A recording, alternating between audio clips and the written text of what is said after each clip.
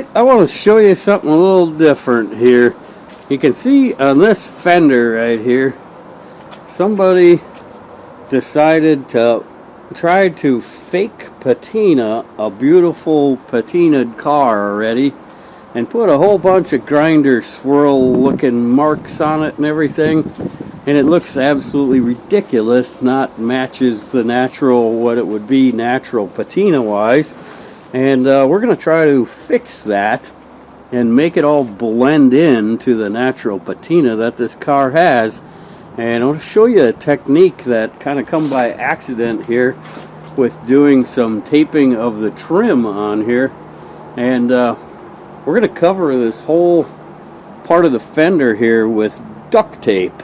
And then we're going to peel the duct tape off, and we'll show you what a difference that makes on here. So as you can see over on this side, we did the same thing. We wrapped it all and we peeled the duct tape off, and you can see how much of the paint stuck all over to the duct tape. So it's peeling a lot of the blue paint off and everything, which will help us get, and they did our fake patina over here, and we're going to blend all that in with some real natural looking patina and everything. But we'll show you what this other side looks like now after the duct tape. So we're going to wrap that whole fender with duct tape, and we're going to peel it off to get some of that paint off of there. And it only takes a couple of minutes. Rather than doing all the sanding and everything, it actually works pretty good to peel some of that natural paint right up and everything. So we're going to do that right now. We'll show you what this side looks like after the duct tape wrap, and we'll go from there, I guess. Alright, we got all the duct tape laid down on here. I'll show you what this kind of does. And I'm sure every car is going to be a little bit different, but it seems to, look at, show the back of the duct tape there.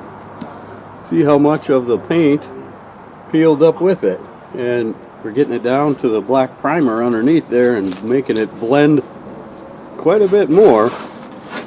And look at the difference that this makes by peeling some duct tape. That's crazy. I would have never thought that that would be a technique that I would be using, but it's also kind of crazy. You look at how much of that blue is on that duct tape right there. That's pretty cool. But it does actually leave, I don't know if the camera will pick it up, you can kind of see the texture of the duct tape actually in it.